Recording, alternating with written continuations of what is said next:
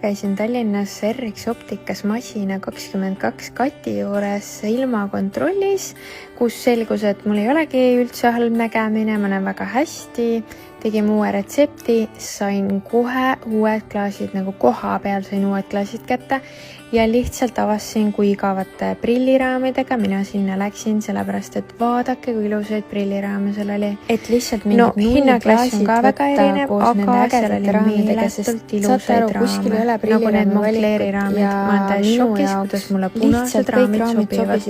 Ma poleks elades arvanud, et ma panen pähe punased prilliraamid. Ja tõesti selgub, et sealt poest sobivad mulle lihtsalt kõik prilliraamid.